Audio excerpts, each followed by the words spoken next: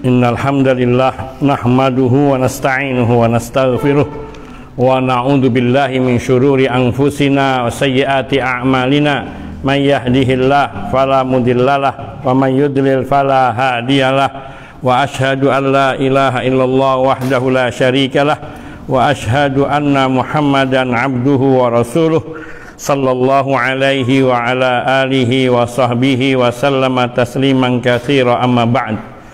Akhwani fid din, azani Allah wa iyyakum jami'a wa rahimani wa rahimakum. Alhamdulillah, segala puji senantiasa kita haturkan kehadirat Allah tabaraka wa ta'ala, zat yang maha terpuji, yang maha tersanjung, maha sempurna dalam semua sifat-sifatnya, zat yang abadi, yang azali, yang kuasa atas seluruh makhluknya, pemilik langit dan bumi, pemilik semua kerajaan di semesta alam ini. Tak lupa pula salawat dan salam kita haturkan atas junjungan kita Nabi kita Muhammad sallallahu alaihi wasallam, yang telah membimbing umat manusia sepanjang hayatnya, dari sejak diangkat sebagai nabi dan rasul hingga akhir hayatnya, yang berkeinginan keras untuk menyelamatkan umat ini dari kesesatan dan kegelapan menuju cahaya dan iman, serta menuju kepada surga Allah tabaraka wa ta'ala. Dalam kesempatan ini insyaallah ta'ala pembahasan kita yakni masih terkait dengan tawassul yang haram, tawassul yang tidak disyariatkan, yakni yang bagian tawassul dengan hak makhluk. Ini ada beberapa yang kemudian diantaranya adalah hukum meminta pertolongan atau istighosah kepada makhluk. Ada perbedaan antara makna isti'anah yang artinya minta tolong dengan istighosah juga, yang dalam bahasa kita sebenarnya juga artinya minta tolong. Namun al-isti'anah yaitu tolabul aun wal mu'azarah fil amr, meminta pertolongan dan dukungan di dalam suatu urusan. Sedangkan istighosah tolabul ghos, meminta pertolongan untuk menghilangkan kesulitan. Kalau al-isti'anah minta tolong untuk mewujudkan sesuatu, kalau istighosah lebih maknanya meminta tolong agar terselamatkan dari keburukan atau dari kesulitan. Itu makna secara bahasa. Sekarang, bolehkah istighosah dengan dan isti'anah kepada makhluk, yakni kepada selain Allah? Maka disinilah pembahasan isti'anah dan istighosah kepada makhluk ini ada dalam dua bentuk. Yang pertama, al-isti'anah dan al-istighosah kepada makhluk yang memang manusia bisa, yang memang makhluk itu memungkinkan untuk melakukannya. Ini boleh, hukumnya jaiz. Jadi isti'anah secara keseluruhan, secara umum, yaitu minta tolong yaitu untuk mewujudkan suatu harapan atau mengerjakan sesuatu yang membutuhkan pertolongan. Dan juga istighosah yang artinya minta tolong untuk terselamatkan dari satu keburukan atau hal yang menyulitkan dirinya. Allah tabaraka wa ta'ala berfirman dalam surat Al-Maidah ayat 2, wa ta'awanu 'alal birri wat taqwa, dan saling tolong menolonglah dalam kebaktian dan ketakwaan. Maka makna wa ta'awanu, saling tolong menolong, yakni dalam perkara-perkara yang memang manusia mampu mengerjakannya, seperti minta tolong dibangunkan rumah. Nah, ini kerjaan yang bisa dilakukan oleh para tukang batu, tukang bangunan. Minta tolong dibenarkan motornya, ini pekerjaan seorang tukang bengkel. Maka itu boleh meminta tolong kepada mereka, apalagi dengan pembayaran jasa yang sesuai dengan pekerjaan itu sendiri. Ini juga isti'anah dan istighosah dalam satu hal. dalam kebaktian yakni terutama dalam baktian, yaitu minta tolong, minta diajari ngaji, minta diajari sholat, minta diajari atau minta didoakan kebaikan. Ini isti'anah atau meminta pertolongan dalam hal kebaikan, minta didoakan supaya terbebaskan dari kesulitan. Ini istighosah. Kalau itu mintanya dengan cara seperti yang telah tersebut dahulu, dengan cara-cara yang disyariatkan, maka ini dibenarkan dan dibolehkan. Allah juga berfirman di dalam surat Al-Qasas ayat 15, fastaghathahu alladhi min syi'atihi 'ala alladhi min aduwwi. Maka orang ini minta tolong kepada Nabi Musa untuk, yakni alladhi min syi'ati, yang ia adalah dari kelompoknya Nabi Musa, dari golongannya Nabi Musa, untuk menghadapi musuhnya.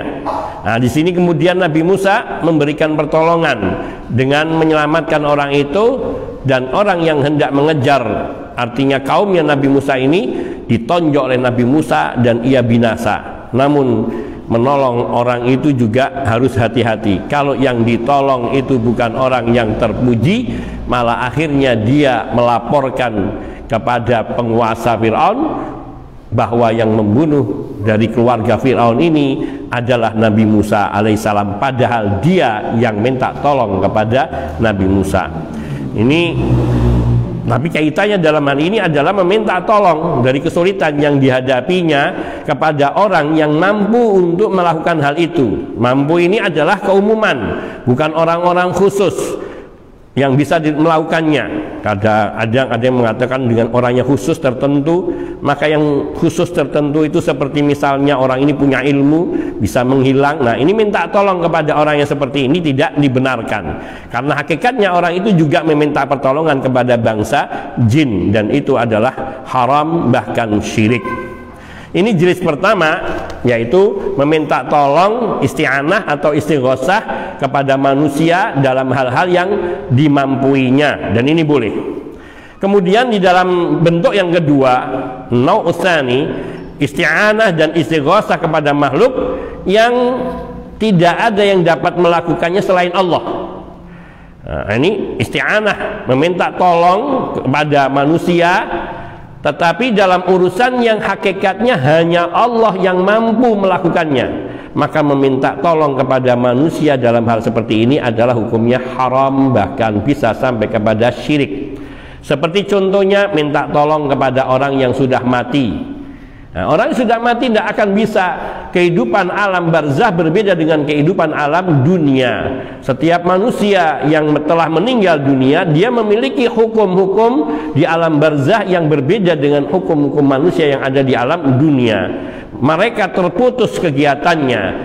Rasulullah Shallallahu Alaihi Wasallam sendiri bersabda, "Idza matal insan," atau di dalam riwayat Imam Bukhari dalam Adabul Mufrad, "Idza matal abdu inqata'a amaluhu illa min thalathin." Terputuslah amalannya. Artinya dia nggak bisa berbuat apa-apa untuk dirinya. Illa min thalathin, kecuali 3 hal yang masih bermanfaat bagi dirinya, yang dulu dikerjakan di masa hidupnya. Nah, itu sedekatin jariyah, ketika hidupnya dia banyak bersedekah di tempat-tempat yang memberikan manfaat berlangsung lama, seperti pembangunan masjid, pembangunan pesantren, pembangunan pengairan yang untuk masyarakat umum atau sumur umum, atau rumah singgah yang dimanfaatkan bagi orang-orang yang musafir yang kehabisan bekal, ia beristirahat di tempat itu. Maka ini semua adalah amal jariyah. Amal jariyah. Maka selagi amalan jariyahnya itu, sedekah jariyahnya itu masih berlangsung, masih dimanfaatkan orang, meskipun dia telah meninggal dunia, maka dia mendapatkan manfaat pahala dari orang-orang yang memanfaatkan sedekahnya jariyahnya itu. Masjid misalnya yang digunakan untuk sholat 5 waktu, untuk beribadah, untuk pengajian, dan berbagai amalan-amalan soleh lainnya, maka setiap amal soleh yang dilakukan orang-orang di dalam masjid tersebut, orang yang membangunnya atau ikut serta di dalam pembangunan masjid itu mendapatkan bagian pahala yang sempurna tanpa mengurangi dari pahala orang yang melakukan amal soleh itu. Ini luar biasanya Islam. Dan masjid setiap hari 5 waktu minimal, kemudian ditambah kegiatan-kegiatan keagamaan lainnya yang itu memberikan manfaat bagi dunia manusia dan akhirat mereka, maka ini semua akan memberikan kebaikan bagi orang yang ikut serta di dalam pembangunannya meskipun dia telah meninggal dunia. Nah, ini amalan yang masih dia bisa lakukan. Aw ilmin yuntafa'u bi, atau yang kedua ilmu yang bermanfaat. Ilmu yang bermanfaat di sini sesuatu yang dia ajarkan, dari mulai yang sederhana, yang kecil seperti mengajarkan baca tulis Al-Quran misalnya. Ketika orang tua mengajarkan bacaan surat Al-Fatihah kepada anaknya, dibimbingnya anaknya untuk bisa membaca surat Al-Fatihah sampai lancar, maka dia selalu mendapatkan pahala dari amalan anaknya ketika anak itu membaca surat Al-Fatihah, baik di dalam sholatnya maupun di luar sholatnya. Kalau di dalam sholatnya saja berarti kalau yang fardu saja sudah 17 kali dalam satu hari. Padahal setiap huruf orang membaca Al-Quran, setiap hurufnya diberi pahala 10. Berapa huruf di dalam surat Al-Fatihah? Maka sangat besar. Bagaimana kalau tidak hanya Fatihah, dia mengajarkan sholat dari mulai takbiratul ihram sampai dengan salamnya. Bagaimana kalau dia mengajarkan tata cara wudhu yang baik dan benar kepada anaknya? Ini semua ilmu yang bermanfaat. Untuk punya ilmu yang bermanfaat tidak harus menjadi ustadz terlebih dahulu. Bisa mengajarkan kepada anak-anak, keluarga, kepada anak, kepada istri, kepada suami. Mereka mengajarkan hal-hal yang bermanfaat bagi mereka dalam urusan agama, yakni pengetahuan agama apapun, termasuk tadi wudu, sholat, bacaan-bacaan Quran, bacaan-bacaan doa. Maka ini semua akan memberikan manfaat bagi orang yang mengajarkannya selama ilmunya itu diajarkan. Apalagi kalau ilmunya itu juga ditularkan kepada orang lain, maka terus dia akan tetap mendapatkan pahala. Setiap ajaran Rasul Shallallahu Alaihi Wasallam yang kita pelajari dan kita amalkan dari generasi ke generasi, maka Rasulullah Shallallahu Alaihi Wasallam mendapatkan bagian yang serupa dari amalan umatnya tanpa mengurangi pahala umat itu sendiri. Ini ketentuan dari agama yang tidak boleh kita lakukan. Demikian pula para sahabat radhiyallahu ta'ala anhum ajma'in yang meriwayatkan dari Nabi amalan dan ajaran-ajaran beliau sallallahu alaihi wasallam yang kemudian diajarkan kepada generasi-generasi berikutnya yang bersambung sampai ke kita. Maka mereka semua dari orang-orang yang kita ambil ilmunya, baik melalui tulisan mereka maupun melalui ceramah-ceramah dan khutbah-khutbah mereka, mereka mendapatkan bagian yang serupa dari amalan yang dilakukan oleh orang yang mengamalkan, yang mendapatkan ilmu darinya. Allahu Akbar. Maka ini yang memberikan manfaat bagi orang yang mati, tapi tidak sebaliknya. Bukan kita mencari manfaat dari orang yang mati. Mencari manfaat dari orang yang sudah meninggal dunia maka tidak ada faidahnya, karena tidak ada sedikit pun kebaikannya. Mereka itu kita mintai, kita mohoni juga tidak mendengar. Sekiranya bisa mendengar juga tidak bisa memenuhi harapan kita. Yang kedua itu, jadi yang masih bisa memberi manfaat bagi orang yang mati adalah ilmu yang bermanfaat. Yang ketiga, anak yang soleh, yang ia mendoakan orang tuanya, memohonkan ampunan, memintakan derajat yang tinggi bagi orang tuanya, yang bersedekah, beramal soleh untuk orang tuanya. Bahkan anak-anak yang soleh, ketaatannya, ibadahnya, ubudiyahnya, semuanya akan memberikan manfaat bagi orang tuanya, karena anak itu tumbuh besar atas biaya dari orang tua. Maka semua ketaatan dan kebaikannya orang tua itu mendapatkan bagiannya selama mereka sama-sama beriman. Adapun selain itu, maka meminta pertolongan kepada orang-orang yang mati maka tidak ada manfaatnya. Justru orang mati itulah yang membutuhkan orang yang hidup. Maka meminta pertolongan kepada orang yang sudah mati dalam perkara apapun haram, dan itu termasuk menyekutukan Allah dengan orang-orang mati tersebut. Meskipun itu yang mati, yang meninggal dunia itu adalah orang yang meninggal ini, orang yang mati ini adalah para nabi, para rasul, ataupun orang-orang saleh, para wali. Tidak satupun dari mereka dibenarkan untuk dimintai pertolongan ketika mereka sudah meninggal dunia. Adapun ketika mereka masih hidup, yang kita mengetahui dia orang yang saleh, yang alim, yang jauh dari kemaksiatan, yang dekat dengan Allah, yang ibadahnya istiqamah, tutur katanya menunjukkan kepada amalan-amalan yang benar yang disyariatkan Nabi, maka boleh kita bertawasul kepada mereka dengan doa mereka, meminta didoakan, kemudian kita mengamininya.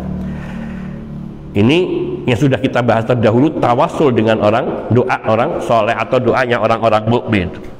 Kemudian juga istighosah kepada orang yang masih hidup, minta tolong kepada orang yang masih hidup untuk menghilangkan kesulitan, tapi perkara-perkara yang dimintai tolong itu adalah perkara yang tidak mungkin dilakukan oleh manusia, seperti menghilangkan penyakit dari tubuh orang yang sakit. Tidak ada yang bisa, termasuk dokter tidak bisa menyembuhkan orang yang sakit. Yang menyembuhkan siapa? Allah Subhanahu wa ta'ala. Fa idza maridtu fahuwa yashfini. Bila aku sakit maka dialah Allah yang menyembuhkan. Lalu apa faedahnya berobat? Dibenarkan, diperintahkan oleh Nabi kita mencari kesembuhan dengan cara-cara yang dibenarkan. Datang ke dokter, minta resepnya dengan mengkontrolkan fisik kita. Kalau perlu cek darah ataupun CT scan, apalagi lah pokoknya pengobatan-pengobatan yang bisa membantu dokter untuk memberikan resep obat. Resep obat ini bukan penyembuh, tapi ini adalah upaya-upaya yang harapannya bisa memberikan kesembuhan dengan kesembuhan dari Allah Subhanahu wa ta'ala melalui yaitu obat-obatan secara ilmiah yang memang itu berdasarkan pengalaman memungkinkan untuk bisa menyembuhkan penyakit-penyakit tertentu. Maka isti'anah, istighosah yang serupa ini boleh. Namun kalau istighosahnya kepada orang yang hidup dalam perkara-perkara yang tidak dimampui oleh orang lain, seperti saya punya kesulitan, saya dililit hutang miliaran, tolong saya ditolong gimana caranya supaya bisa terlepas dari utang saya, kemudian disuruh ngamalkan ini dan itu padahal tidak ada tuntunannya, maka ini semua adalah haram, minimal bid'ah, dan bisa sampai kepada kesyirikan bila meyakini bahwa orang tersebut dapat menghilangkan kesulitan dari dirinya. Ini termasuk menghilangkan kesulitan, menghilangkan bahaya, mara bahaya. Adapun kita minta tolong kepada kepolisian, ada perampok yang mau membunuh kita, ini sesuatu yang bisa, karena polisian, bapak polisi dengan petugas lainnya punya kewenangan dan mereka memiliki kemampuan untuk bisa menghadapi mereka. Itu pun harus dengan pertolongan dari Allah dan izin Allah. Kalau perampoknya satu kan bisa, tapi kalau perampoknya 10 ya polisinya juga harus lebih banyak. Kalau polisinya cuma satu ngadepin perampok 10 juga tidak mungkin. Maknanya itu artinya hal-hal yang dibolehkan adalah yang memang dimampui. Kalau tidak dimampui maka tidak bisa. Bahkan meminta sesuatu, yakni memohon kesulitan, apa misalnya rezekinya sempit, datang ke kuburan atau datang kepada orang soleh minta kepada dia amalan-amalan yang bukan dari syariat, atau memintakan supaya dijadikan kaya, nah, ini semua adalah kesyirikan, termasuk syirik akbar.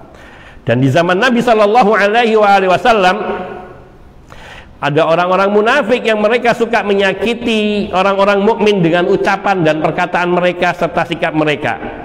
Maka di antara para sahabat ada yang berkata kepada yang lainnya, "Gumu bina nastaghitsu bi Rasulillah sallallahu alaihi wasallam min hadzal munafik."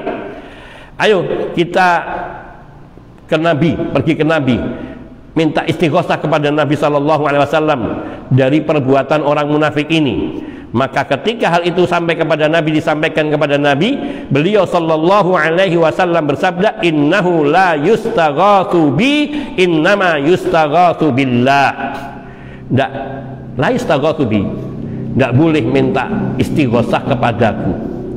Innama yustaghatsu billah, sungguhnya minta istighosah itu hanya kepada Allah, minta tolongnya kepada Allah Subhanahu wa ta'ala. Rasulullah Sallallahu Alaihi Wasallam tidak suka para sahabat mengatakan istighosah dengan Nabi, menggunakan kata-kata istighosah, karena istighosah itu adalah hak Allah Subhanahu Wa Taala.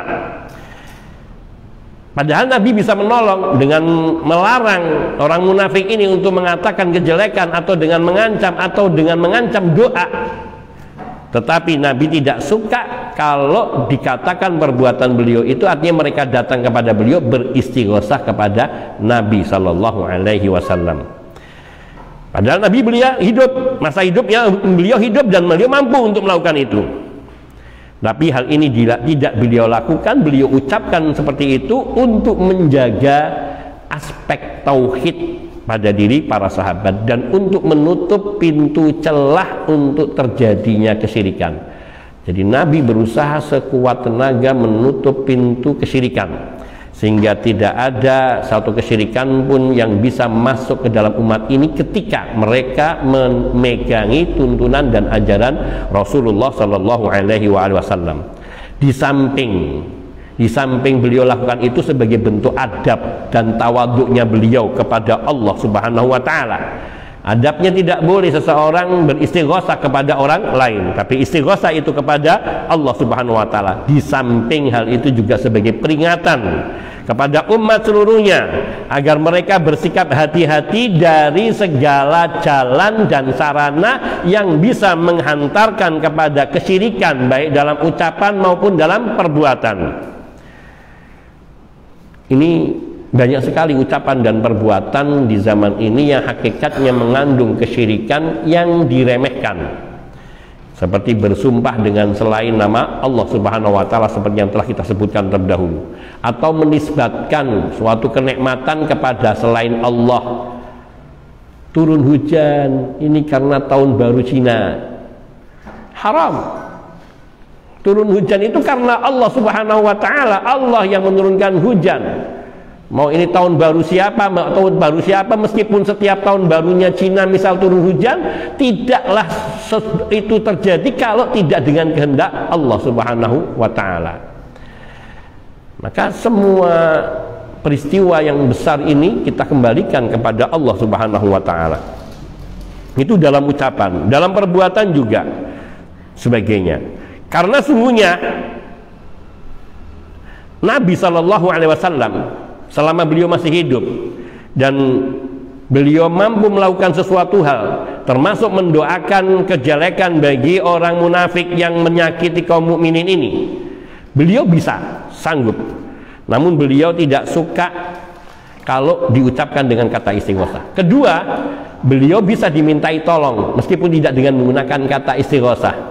Minta kepada Nabi doakan untuk kesembuhan suatu penyakit, minta kepada Nabi didoakan agar selama masih hidup beliau. Namun setelah wafatnya maka tidak dibolehkan meminta sesuatu pun kepada Nabi Shallallahu Alaihi Wasallam.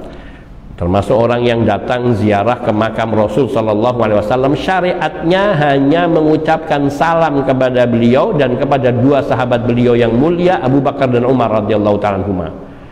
Dan sudah selesai lewat. Para sahabat radhiyallahu ta'ala anhum setelah wafatnya Nabi Shallallahu Alaihi Wasallam maupun setelah wafatnya Abu Bakar dan Umar, maka mereka tidak datang ke makam Nabi setiap hari, setiap waktu, padahal mereka tinggal di kota Madinah, sholat di Masjid Nabawi.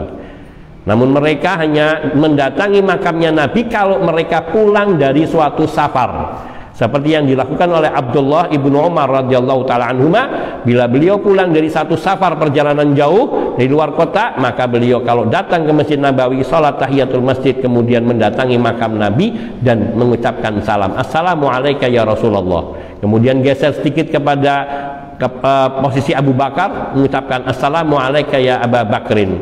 Kemudian geser sedikit kepada makam ayahandanya, assalamu alayka ya walidi atau ya abi. Kemudian beliau pergi meninggalkan makam dan tidak melakukan apalagi sampai berdoa. Al-Husain bin Ali bin Abi Thalib radhiyallahu ta'ala anhum, ketika melihat ada seseorang yang masuk ke makam Nabi kemudian melihat celah dan orang itu masuk ke dalamnya, lalu dilihatnya berdoa di tempat makam itu, berdoa di makam Nabi dengan bertawasul dengan kuburnya Nabi, maka dilarangnya orang itu, diingatkannya orang itu, sampai disampaikan, diperingatkan, aku mendengar satu hadis yang diajarkan kepadaku oleh ayahku, yang ayahku meriwayatkannya dari kakekku, yang kakekku meriwayatkannya dari Rasulullah Sallallahu Alaihi Wasallam. Yang di situ Nabi Sallallahu Alaihi Wasallam beliau bersabda, Melarang apa? La taj'alu qabri idan. Jangan kalian menjadikan kuburku sebagai tempat yang suka didatangi, dirayakan, dikeramatkan. Wala taj'alu buyutakum kubura, dan jangan kalian menjadikan rumah-rumah kalian seperti kuburan. Artinya apa? Tidak boleh menjadikan, nanti saya jelaskan. Wala wasallu alayya fa inna taslimakum yablughuni, dan ucapkanlah sholawat dan salam kepadaku, sungguhnya ucapan sholawat dan salam kalian itu sampai kepadaku. Aina kuntum, dimanapun kamu mengucapkannya. Ada 3 ajaran Rasul SAW yang diajarkan kepada Ali, dan Ali mengajarkannya kepada putranya Al-Husain, dan Al-Husain mengajarkannya kepada putranya yaitu Ali Zainal Abidin, yang kemudian Ali Zainal Abidin mengajarkannya kepada orang-orang yang satu ini yang menyusup ke makam Nabi dan berdoa di sana. La taj'alu qabri watanan, kata Nabi, wasiat Nabi kepada umat. Dan tidak hanya dari ini, ada riwayat dari Abu Hurairah yang serupa dengan hanya urutan yang berbeda, sedikit lafaz berbeda tapi makna sama.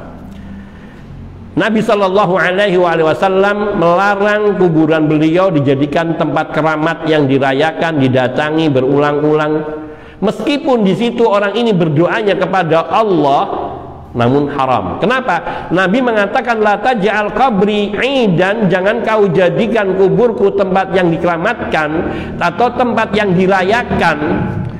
Maknanya dilarang berdoa di makamnya Nabi meskipun berdoanya kepada Allah. Dilarang sholat di makamnya Nabi meskipun sholat itu niatnya karena Allah. Karena mengkhususkan makam Nabi untuk doa, untuk sholat, untuk baca Quran, untuk sholawat, menjadikan makam Nabi itu sebagai idun, sebagai tempat yang dikeramatkan, tempat yang dirayakan, yang Nabi mengharamkannya. Ini maknanya. Jadi larangan ini jelas dari Rasulullah SAW. Karena kenapa beliau melarang, padahal doanya kepada Allah, di samping menunjukkan kuburan itu bukan tempat untuk sholat, untuk doa kepada Allah, untuk bersolawat, untuk baca Quran dan ibadah-ibadah lainnya. Makanya Nabi mengatakan wala taj'alu kuburakum wala taj'alu buyutakum kubura, dan jangan kalian menjadikan rumah kalian sebagai kuburan. Maknanya apa? Pertama, keterangan para ulama, pertama, jangan kalian menguburkan jenazah kalian di rumah kalian sehingga rumah kalian menjadi kuburan. La taj'alu buyutakum kubura, jangan kalian menguburkan jenazah kalian di rumah kalian sehingga rumah kalian akan menjadi kuburan. Yang kedua, jangan kalian menjadikan rumah kalian seperti kuburan yang sunyi, sepi dari ibadah-ibadah, dari sholat-sholat nafilah, dari tilawatil Quran, dari ibadah doa dan sebagainya. Artinya apa? Perintah dari Nabi kepada kita agar menyemarakkan rumah kita, mengindahkan rumah kita dengan tilawatil Quran, dengan kita berdoa di tengah malam ataupun di siang tengah hari bolong, atau dengan melakukan sholat-sholat sunnah yang disunahkan seperti qobliyah, ba'diyah, ataupun sholat duha dan sholat malam dan sholat-sholat mutlak yang dibolehkan. Karena itu artinya apa? Rumah itu jangan sampai seperti kuburan. Sebab apa maknanya seperti ini? Maknanya bahwa kuburan bukan tempat untuk ibadah. Maka kalau kamu menjadikan rumahmu sepi dari ibadah, sepi dari sholat, dari baca Quran, dari doa, maka kamu menjadikan rumahmu seperti kuburan, sunyi dari ketaatan-ketaatan. Dan ini yang mengajarkan Rasulullah Sallallahu Alaihi Wasallam. Kenapa beliau melakukan ini semua? Agar umat ini terhindar dari kesyirikan. Dan Nabi menutup celah sedikit sekecil mungkin, sampai pun berdoanya hanya kepada Allah, bukan kepada Nabi. Apalagi doanya kepada Nabi Sallallahu Alaihi Wasallam. Kalaulah kepada Nabi saja kita diharamkan, lalu bagaimana dengan orang yang di bawah Rasulullah Sallallahu Alaihi Wasallam? Tentu lebih diharamkan lagi. Maka di sini keselamatan umat dan bahkan kebahagiaan umat, kebarokahan atau keberkahan kehidupan umat itu terletak yaitu di dalam pengamalan tauhid. Pemahaman pendalaman kita tentang tauhid inilah yang akan menyebabkan seseorang itu memperoleh kebahagiaan yang hakiki di dunia sebelum nanti Allah akan memberikan kebahagiaan yang hakiki yang langgeng di akhirat nanti. Maka sungguh kita ini diajari oleh Nabi, kalau kita mempelajari tauhid secara mendalam, secara rinci, maka kita akan mendapati betapa dari ajaran-ajaran Rasul Shallallahu Alaihi Wasallam tentang tauhid ini begitu detail, begitu rinci, dan tidak ada satu ruang sekecil pun melainkan sudah disumbat oleh Nabi untuk tidak dimasuki, karena itu pintu-pintu kesyirikan. Bayangkan Nabi kita Muhammad Sallallahu Alaihi Wasallam mengajarkan segala urusan, sampai beliau mengatakan tidak ada sesuatu yang baik yang bisa, tidak ada sesuatu pun yang bisa mendekatkan seseorang kepada Allah melainkan hal itu telah diterangkan oleh Rasul Sallallahu Alaihi Wasallam kepada kita. Dan tidak ada sesuatu pun yang buruk, jelek yang dapat menyebabkan kita semakin jauh dari Allah melainkan Nabi telah menerangkannya kepada kita. Sampai urusan kamar mandi, urusan WC diatur. Mau masuk kamar mandi diajari doa. Bismillah Allahumma inni a'udzubika minal khubuthi wal khaba'is. Masuknya pakai kaki kiri dulu. Diajarkan. Kemudian kita dilarang untuk menghadap ke kiblat atau membelakangi kiblat. Ketika buang air kecil atau buang air besar, baik di kamar mandi maupun di luar kamar mandi. Ini yang lebih rajin dan lebih hati-hati dan lebih selamat. Pendapat yang seperti ini, dan itu dituntunkan oleh Rasulullah Sallallahu Alaihi Wasallam. Bahkan ketika mandi pun kita diajari untuk memulai dari mencuci tangan dulu, kemudian berkumur-kumur dan memasukkan air ke dalam hidung dalam berwudu, kemudian baru mandi dan membasuhnya bagian tubuh yang sebelah kanan, baru kemudian sebelah kiri. Persoalan yang remeh kecil seperti ini saja diajarkan oleh Nabi Shallallahu Alaihi Wasallam, apalagi persoalan tauhid yang ia merupakan perkara terbesar di dalam kehidupan seorang mukmin. Tentu tidak akan dibiarkan oleh Nabi satu celah pun yang dilewatkan. Lalu bagaimana orang zaman ini merasa aman dari kesyirikan? Padahal Nabiullah Ibrahim alaihi salatu wassalam, beliau yang dikenal memiliki agama al-hanif, al-millah al-hanifah atau al-millah al-hanifiyah, yaitu agama yang lurus bersih dari kesyirikan. Beliau dalam doanya yang diabadikan oleh Allah di dalam kitab suci Al-Quran memohon apa? Wajnubni wa baniya an na'budal asnam. Jauhkanlah aku wahai Rabbku dan juga anak keturunanku dari menyembah berhala. Allahu Akbar. Seorang nabi yang jelas, apalagi kedudukannya sebagai Khalilullah, bahkan beliau adalah Abul Anbiya, bapak bagi semua nabi, namun masih khawatir, takut kalau dirinya terjatuh kepada kesyirikan. Wajnubni wa baniya an na'budal asnam. Jauhkanlah hamba dan anak keturunan hamba dari menyembah berhala. Ini menunjukkan bahwa kita diperintahkan untuk berhati-hati di dalam persoalan tauhid, yakni menjaganya dengan semaksimal mungkin. Jangan kita menganggap bahwa umat ini sudah nggak ada yang berbuat kesyirikan lagi. Umat Nabi Muhammad itu sudah muslim, itu sudah tauhid semua, nggak mungkin syirik. Salah. Banyak orang yang mereka tanpa sadar meninggal dalam keadaan menyekutukan Allah Subhanahu wa ta'ala karena tidak memahami tauhid secara baik dan benar. Bahkan ketika kita meminta kepada Nabi Shallallahu Alaihi Wasallam dalam perkara yang tidak mungkin, Nabi pun tidak mampu memberikannya, apalagi setelah wafatnya. Bahkan Nabi sendiri tidak mampu meminta kepada Allah apa yang bukan menjadi hak beliau. Apa? Meminta izin untuk mendoakan ibundanya. Ista'dzantu rabbi an aghfira liwalidati li ummi falam ya'dzan li. Aku minta izin kepada Allah untuk memohonkan ampunan untuk ibundaku. Namun kata Nabi, walam ya'dzan li, tapi Allah tidak mengizinkanku. Dan Nabi ridho. Nabi ridho. Tidak beliau marah, kecewa, tidak. Beliau ridho.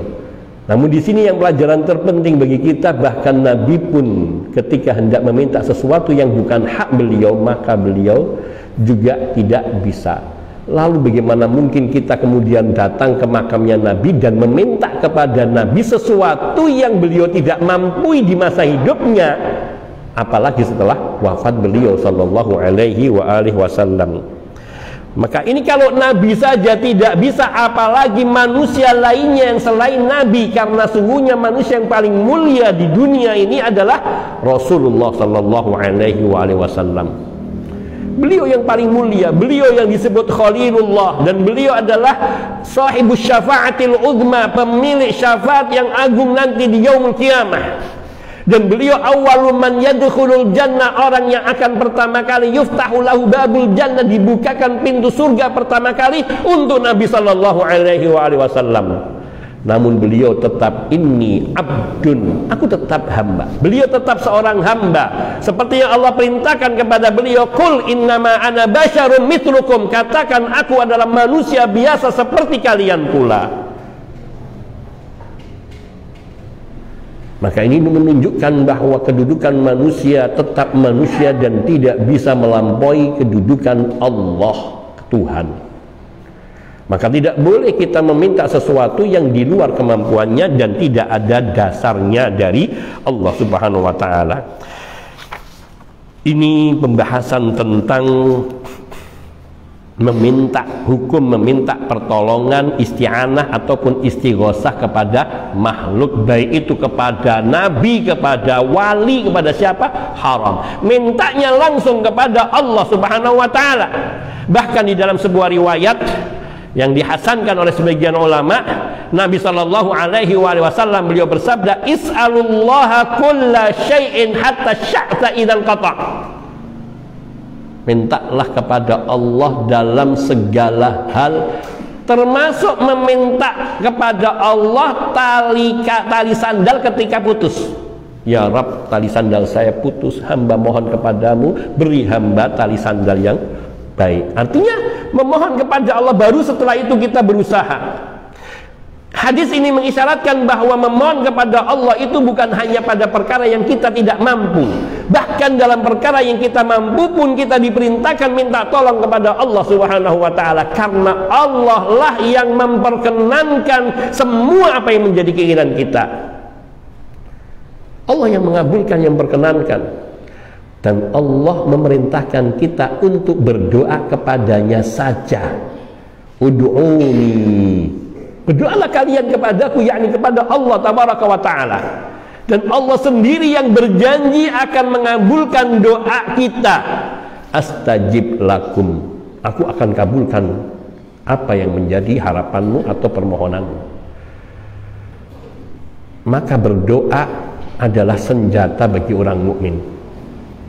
Orang kalau mau menghadapi musuh, maka yang dia persiapkan saat itu apa? Senjata yang paling tajam.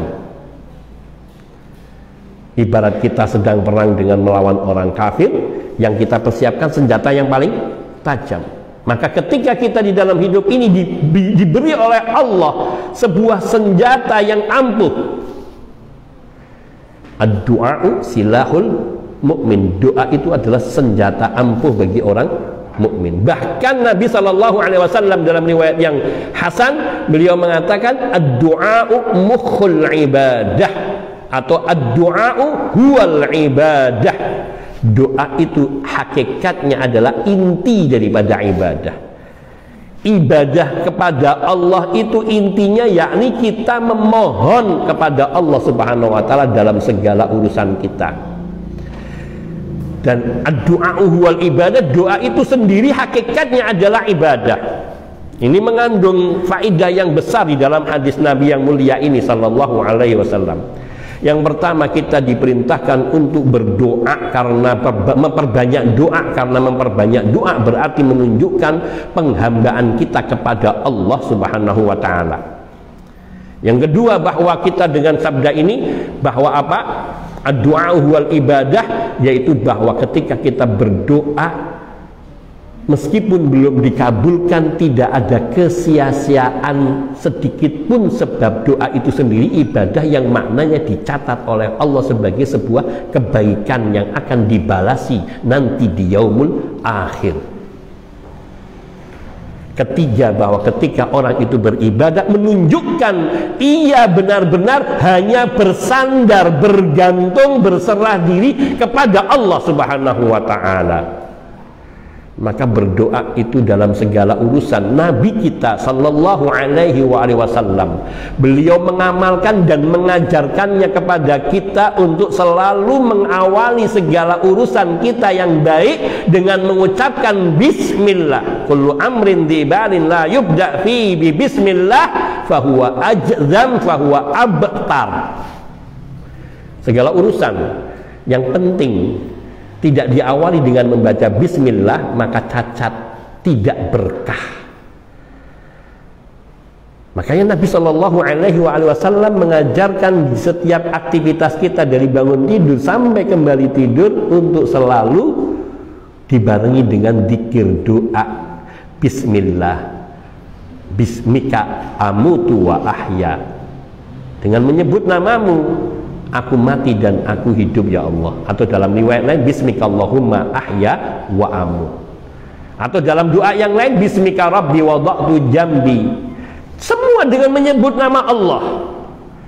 Bangun tidur alhamdulillah, alhamdulillahilladzi ahyana ba'dama amatana wa ilaihin nusyur. Keluar dari rumah baca bismillahi tawakkaltu 'alallah wala haula wala quwwata illa billah. Ini semua doa-doa yang diamalkan oleh Rasulullah sallallahu alaihi wasallam dan diajarkan kepada kita untuk kita amalkan. Dan ini bismillah itu maknanya hanya kepadamu ya Allah, dengan menyebut namamu hamba meminta pertolongan kepadamu mengawali pekerjaan hamba ini. Artinya kita baca bismillah itu minta tolong kepada Allah. Bismillahilladzi la yadurru ma'asmihi syai'un fil ardi wala fis sama' wa huwas samiul alim. Zikir pagi dan zikir sore. Semua ya Allah ya Rabb. Di tengah jalan melihat sesuatu yang indah, kita mengucapkan alhamdulillahilladzi bi ni'matihi tatimmus shalihat. Melihat sesuatu yang tidak menyenangkan hati kita dan kita kuat dan kita tidak menyenangkan kita, maka kita ucapkan alhamdulillah ala kulli hal.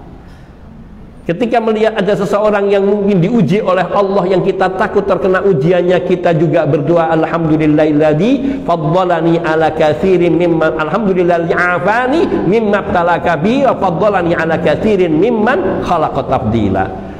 Selalu diiringi dengan doa minta keselamatan, minta perlindungan, minta penjagaan ya Rabb.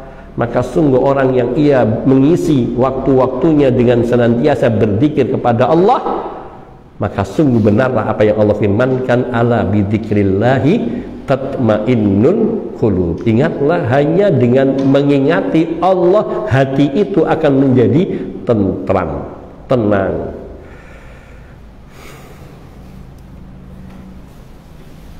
Maka sungguh gantungkanlah hati kita kepada Allah dalam segala urusan. Dan kita yakin dengan keyakinan yang sepenuhnya tanpa ada satu keraguan sedikit pun bahwa Allah Subhanahu wa ta'ala mendengarkan doa kita dan akan mengijabahi doa kita.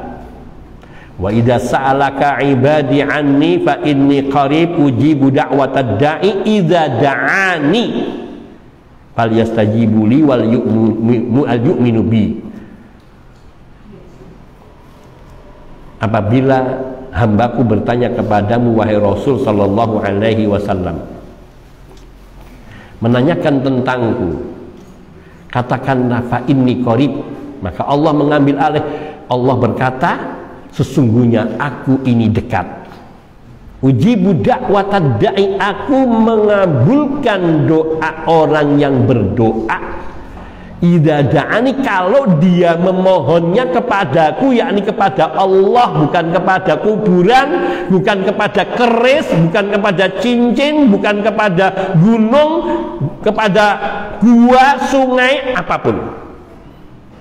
Idza da'ani, kalau dia berdoanya kepadaku, falyastajibu li, maka hendaknya penuhilah hak-hakku, yakni kewajiban-kewajiban kita kepada Allah yang harus kita penuhi agar Allah memenuhi harapan kita. Wal yu'minu bi, dan berimanlah kepada Allah, yakni mentauhidkan Allah di dalam ibadah dan doa kita, dan tidak menyertakan harapan kepada selain Allah Subhanahu wa ta'ala dalam doa kita.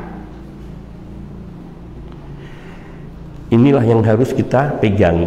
Demikian tentang isti'anah dan istighosah dan kepada makhluk dalam perkara-perkara yang hanya Allah yang mampu, maka tidak boleh dibolehkan haram, dan hanya kita diperintahkan untuk bergantung dan berdoa kepada Allah Subhanahu wa ta'ala semata.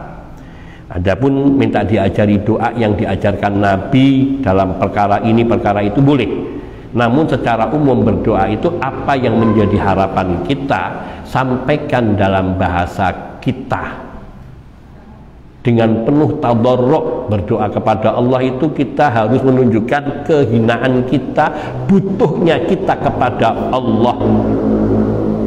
Jangan sampai kita berdoa kemudian hati kita lengah. Namun hendaknya kita berdoa dan kita hadapkan hati kita kepada Allah Subhanahu wa ta'ala. Karena disitulah ada berdoa. Yang pertama, memuji Allah dengan pujian-pujian, kemudian bersolawat kepada Nabi Sallallahu Alaihi Wasallam, dan dianjurkan banyak berdoa dengan menggunakan Asmaul Husna, yaitu menyebut nama Allah. Ya Rahman irhamna irhamni, ya Ghaffar ighfirli dunubi, ya Razzaq urzuqni, semacam itu. Karena Allah Subhanahu wa ta'ala berfirman, walillahil asmaul husna fad'uhu biha. Allah itu memiliki nama-nama yang terindah, maka berdoalah kepada Allah dengan menyebut nama-nama Allah yang indah tersebut. Hadza, ini sampai di sini pembahasannya tentang isti'anah dan istighosah. Wah, insya Allah kita akan masuki nanti pada bab ketiga. Namun saya pikir kalau kita masuki pada bab berikutnya ini nanti tidak cukup, cuman saya akan membacakan pembahasan di bab ketiga itu pokok-pokoknya. Ada, yaitu berkaitan bab ini adalah keterangan apa yang wajib diyakini pada diri Rasulullah Sallallahu Alaihi Wasallam dan pada keluarga Nabi serta para sahabat Nabi radhiyallahu taala anhum ajmain. Ini yang harus kita wajib imani berkaitan dengan hak-hak Rasulullah Sallallahu Alaihi Wasallam, hak keluarga beliau dan para sahabat beliau. Ini nanti kaitannya adalah kewajiban mencintai Rasulullah Sallallahu Alaihi Wasallam, memuliakan beliau, dan larangan untuk bersikap berlebih-lebihan terhadap diri beliau Sallallahu Alaihi Wasallam. Nanti juga kewajiban mentaati Nabi dan mengikuti jejak beliau, meneladani beliau dalam semua syariat beliau. Kemudian disyariatkannya untuk banyak membaca sholawat kepada Nabi kita Sallallahu Alaihi Wasallam. Kita harus membiasakan diri untuk banyak mengucapkan Sallallahu Alaihi Wasallam ketika nama beliau disebutkan atau gelar beliau disebutkan. Misal ada khatib atau penceramah muhadir mengucapkan Rasulullah, maka kita mengucapkan spontan Sallallahu Alaihi Wasallam. Karena sungguhnya Nabi Sallallahu Alaihi Wasallam beliau telah bersabda, man shalla alayya salatan wahidatan Sallallahu Alaihi Ashra. Barang siapa yang ia mengucapkan sholawat kepadaku satu kali, maka Allah akan membalas sholawatnya dengan 10 kali sholawat. Sholawat kita untuk Nabi yaitu memohon kepada Allah Subhanahu wa Ta'ala rahmat dan sholawatnya itu kedudukan yang mulia di sisi Allah Subhanahu wa Ta'ala. Sedangkan sholawat Allah untuk hamba, untuk kita, maka itu artinya sanjungan Allah, pujian Allah di hadapan para malaikat yang ada di dekat arsy. Siapa yang tidak ingin disebut-sebut namanya oleh Allah? Maka kalau kita ingin supaya kita disebut nama kita di hadapan para malaikat oleh Allah, maka perbanyak sholawat kepada Nabi Sallallahu Alaihi Wasallam atau Allahumma salli ala Muhammad.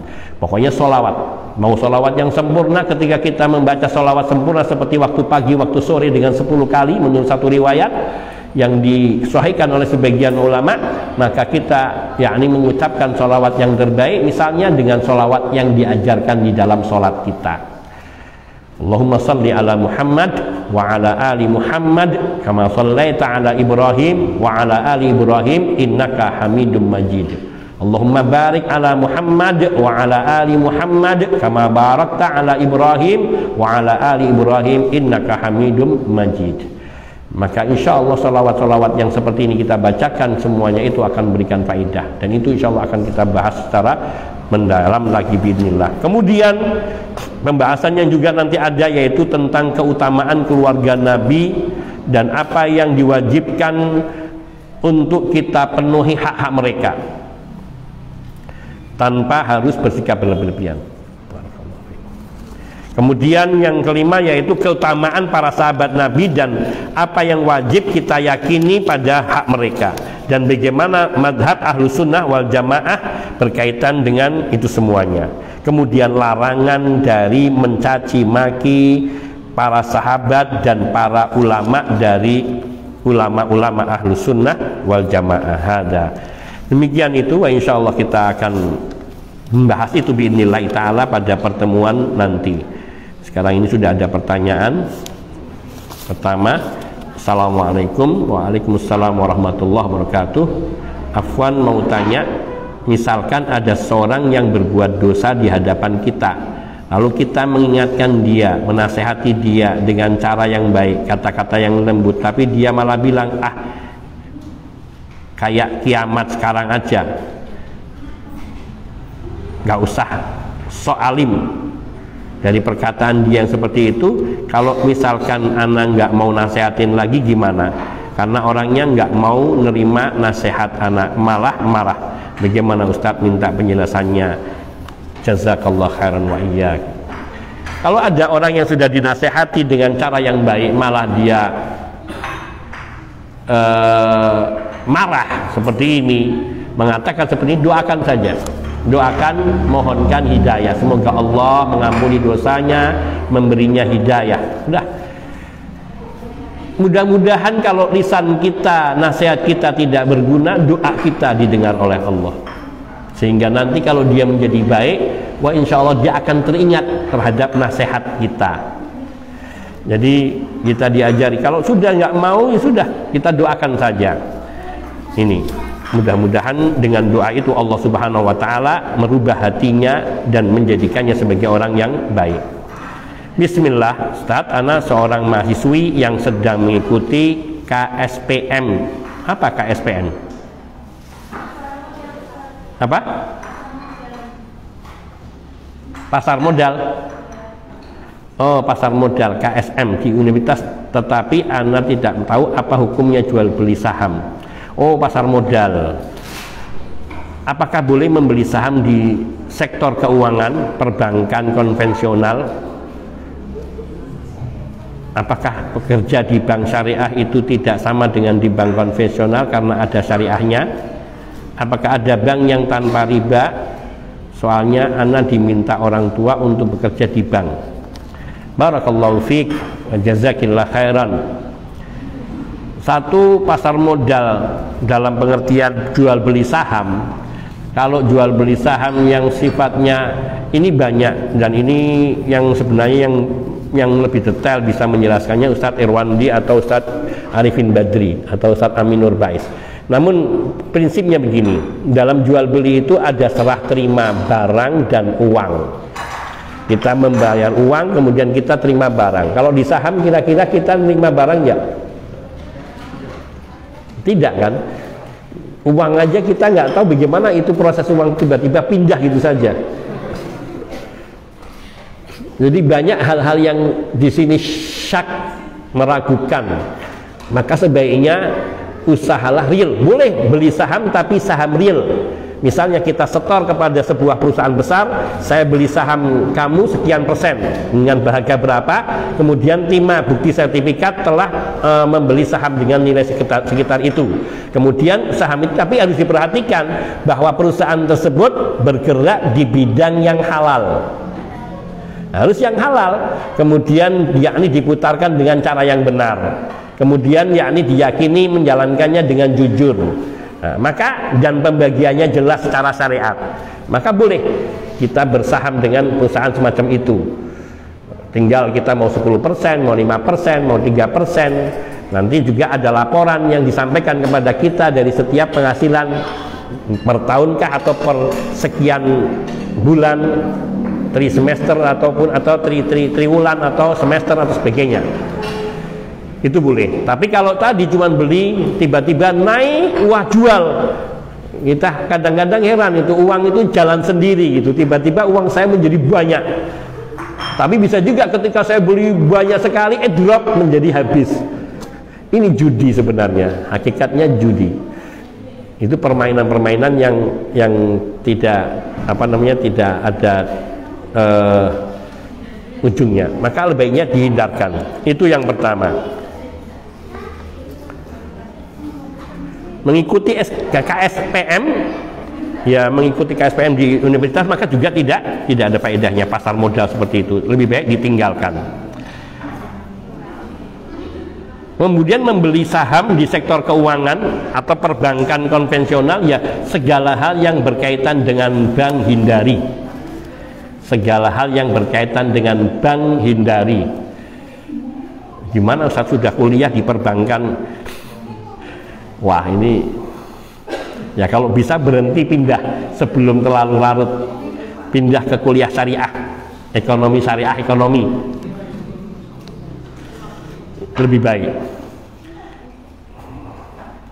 Kemudian bekerja di bank syariah. Bank syariah kita ini belum benar-benar syariah, karena nama syariah itu bisa dipakai oleh siapa saja.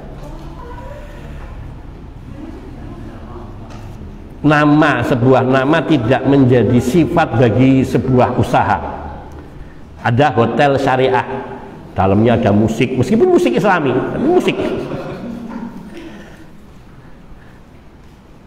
Jadi belum betul-betul syariah, sehingga segala hal yang berbau disebut dengan syariah belum tentu syar'i, kecuali bila di dalamnya dilaksanakan secara syariat.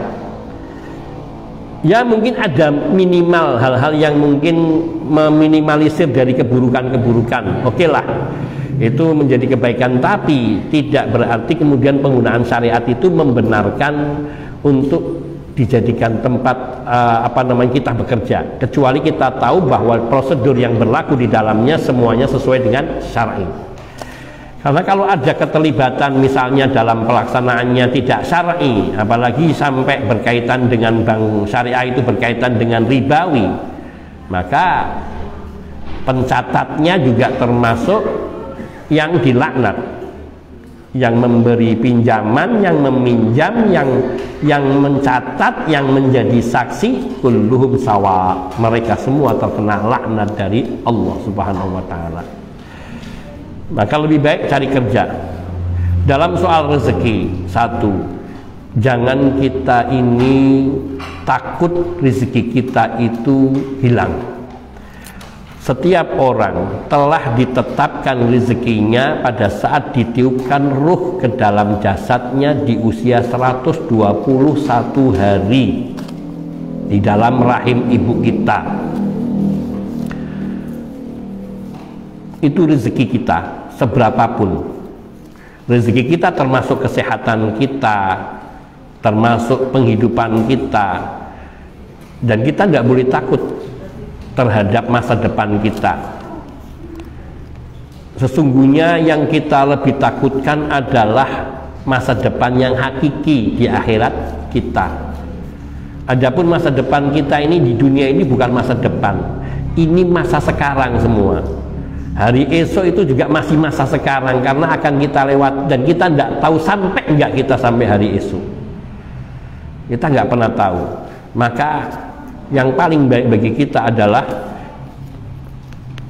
bertawakal kepada Allah, berusaha mencari yang halal, karena mencari yang halal itu diperintahkan. Tolabul halali wajibun, kata Nabi SAW. Mencari yang halal itu wajib. Nabi tidak memerintahkan kita mencari rezeki yang banyak, karena rezeki sudah diatur. Akan tetapi kita diperintahkan untuk berusaha mencari rezeki, sedangkan hasilnya Allah yang menetapkannya. Fa idza qudiyatis sholatu fantashiru fil ardi wabtaghu min fadli. Apabila telah dilaksanakan sholat Jumat, maka bertebaranlah kalian di muka bumi Allah ini, wabtaghu min fadlihi, dan memintalah min fadlillah, yakni carilah karunia Allah Subhanahu wa taala. Kalau kita memang diberi rezeki oleh Allah banyak, manfaatkan dengan sebaik-baiknya untuk kepentingan kita dunia dan akhirat kita. Kalau kita diberi sedikit, yakinlah pada yang sedikit itu terdapat kebaikan yang banyak ketika kita mensyukuri nikmat Allah. Karena sesungguhnya tidak ada nikmat dari Allah yang sedikit, itu tidak ada. Semua nikmat dari Allah itu banyak. Yang menjadikan nikmat Allah itu terasa sedikit itu ketamakan kita. Orang sudah diberi penghasilan sebulan 10 miliar. Coba ditawari pekerjaan di sana, ada pekerjaan kalau bapak mau tak kasih gaji sebulan 30 miliar. Kira-kira diambil enggak? Diambil. Kenapa? Padahal dia sudah 10 miliar, habis nggak dia sebulan 10 miliar? Buat makan, minum, ya Allah, sopo sing sedina mangane 100 juta. Itulah manusia. Jadi dia merasa rezekinya sedikit karena rasa tamaknya kepada dunia. Tapi kalau tamaknya dia kepada akhirat, yang sedikit itu akan terasa besar. Karena dibuatnya ia merasa ridho, merasa puas dengan apa yang Allah berikan, sehingga dia tidak merasa lebih dari apa yang sudah diterima. Dan sesungguhnya yang sedikit barokah, yang mencukupi kebutuhan itu lebih baik daripada kita dapatnya banyak tapi kurang terus. Saya sering cerita ada seseorang yang datang, mungkin sudah ada yang dengar, nggak apa-apa biar hafal. Ada seseorang datang kepada Imam Asy-Syafi'i rahimahullah ta'ala, seorang pekerja buruh. Wahai guru, saya ini pekerja buruh harian. Setiap hari kerja saya diberi upah 4 dirham. Tapi kok hidup saya kurang, serba kurang, tidak kecukupan. Maka apa yang dikatakan oleh Imam Syafi'i? Baiklah kalau gitu kamu minta kepada juraganmu agar memotong gajimu menjadi 3 dirham. Ini kan kalau menurut logika ini, uang 4 dirham aja kurang, 4 dirham kurang, ini disuruh memotong menjadi 3 dirham. Namun ini dia percaya kepada Imam Syafi'i bahwa Imam Syafi'i mengetahui sesuatu yang dia belum mengetahuinya. Oke, beliau pulang dan berkata kepada juragannya, kepada bosnya, tolong saya digajinya 3 dirham saja.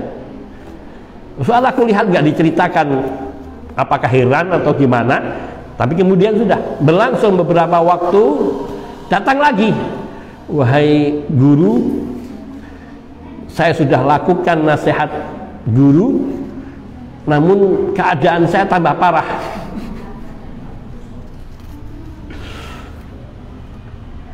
Kata Imam Syafi'i, kalau begitu baiklah kamu minta kepada tuanmu untuk mengkorting lagi gajimu, upahmu menjadi 2 dirham. Suruh kurangi lagi 1 dirham lagi. Sudah laksanakan. Maka dia berangkat melaksanakan. Setelah itu lama nggak datang. Lama nggak datang. Sampai setelah lama sekali dia baru datang lagi kepada Imam Syafi'i. Lalu berkata, wahai guru, saya heran. Kenapa ketika upah saya 4 dirham saya kurang, 3 dirham saya kurang? Kenapa kok ketika upah saya 2 dirham kok justru cukup semuanya? Kata Imam Asy-Syafi'i rahimahullah, karena memang rezekimu itu harusnya 2 dirham. Kalau lebih jadi hilang berkahnya. Pekerjaanmu yang kamu kerjakan itu pantasnya diupahi dengan 2 dirham. Maka ketika kamu ambil yang menjadi hakmu, maka Allah datangkan keberkahan. Allahu Akbar. Ada orang yang dulu kerjanya di bank, penghasilannya jangan tanyalah. Apalagi kalau dia menduduki bagian kepala bagian. Tapi selama bekerja nggak punya kecukupan, serba nggak tenang, macam-macam masalah yang dihadapi. Namun setelah dia memutuskan keluar dari bank dan dia wira swasta, usaha, ya terseok-seok awalnya, namun dengan cepat Allah kembalikan karena dia meninggalkannya, ingin meninggalkan kemaksiatan kepada Allah. Tidak lama dia sekarang usahanya maju dan dia mendapatkan penghasilan lebih dari gaji yang dulu dia terima. Bahkan punya usaha yang cabang-cabang, buka cabang sana, buka cabang sini. Dan itu kisah ini bukan 1, 2 dan banyak sekali. Dan orang-orangnya masih hidup.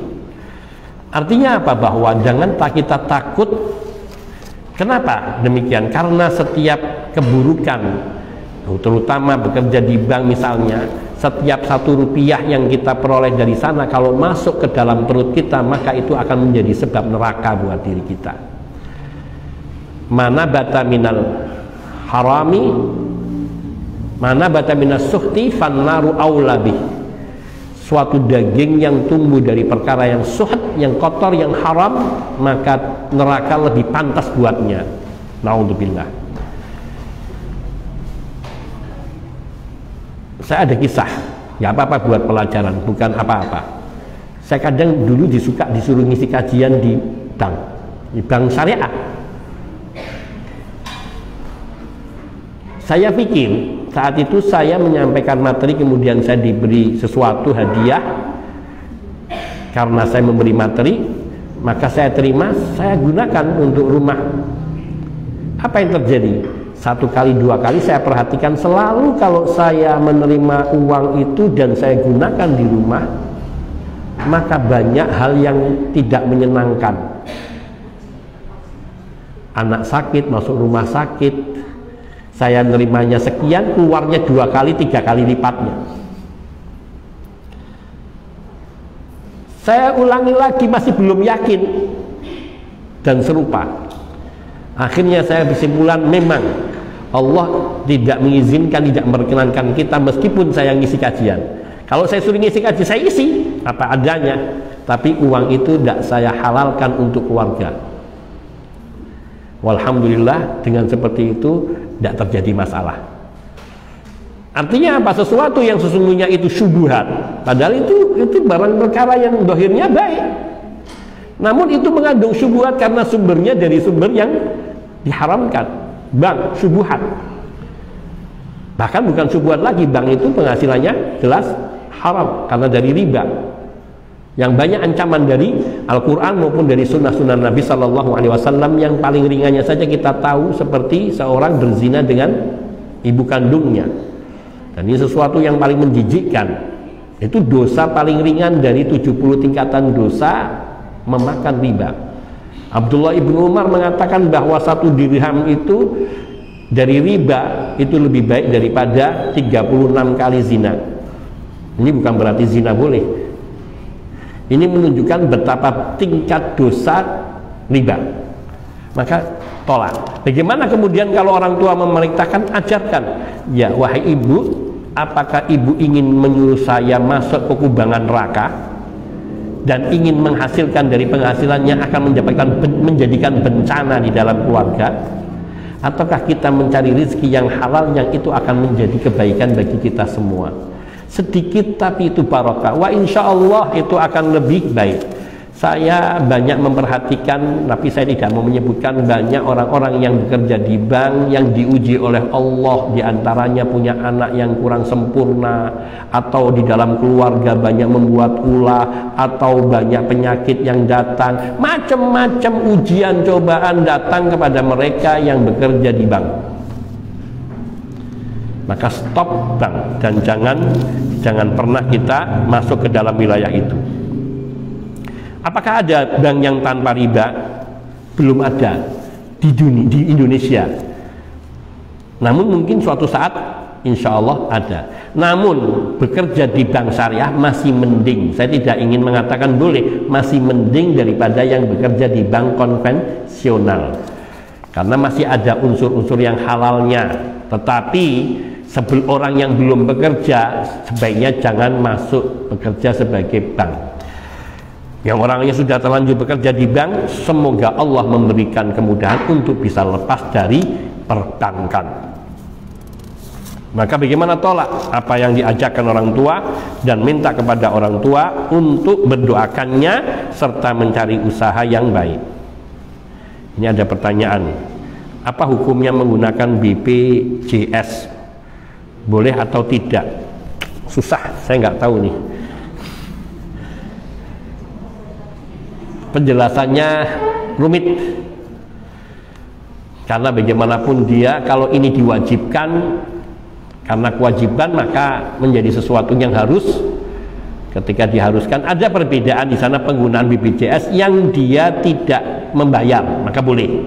Seperti mereka yang dapat BPJS dari pemerintah, maka ini mereka seperti ini menggunakan boleh. Atau dia karyawan di sebuah perusahaan yang tidak membayar preminya, tapi dia dibayari oleh pihak perusahaan, maka boleh manfaatkannya boleh. Namun kalau itu membayar sendiri, dia ada penjabaran dari Ustadz Irwandi yang sangat detail, yang artinya lebih baik saya tidak menjawab. Pokoknya ada syubhat di sana. Ada pada kondisi darurat memang membutuhkan, maka kondisi darurat ini membolehkan. Namun bila tidak dalam kondisi darurat masih mampu, maka kita tidak menggunakannya. Hadza wallahu taala a'lam wa ahkam. Oh, ini ada pertanyaan dari saya cara gilirannya, dan yang bisa menjawab akan dapat hadiah buku mengenal dan mewaspadai penyimpangan Syiah di Indonesia. Sama satu lagi ada buku Risalah Puasa Nabi Sallallahu Alaihi Wasallam.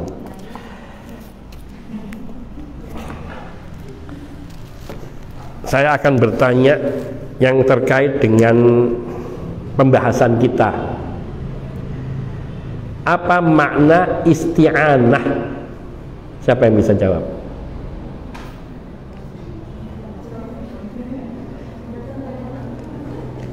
Ya, ibu-ibu boleh.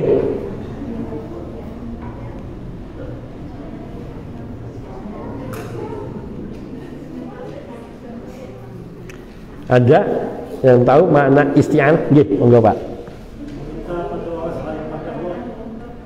Minta pertolongan? Meminta pertolongan kepada selain Allah. Isti'anah secara bahasa minta tolong, bisa kepada Allah, bisa kepada selain Allah. Kurang tepat, tapi monggo.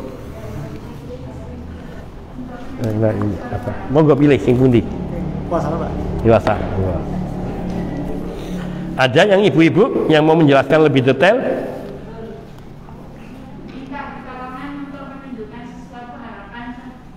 Minta tolongan untuk menunjukkan suatu harapan. Masya Allah, barakallahu fiik. Itu ada hadiah di atas.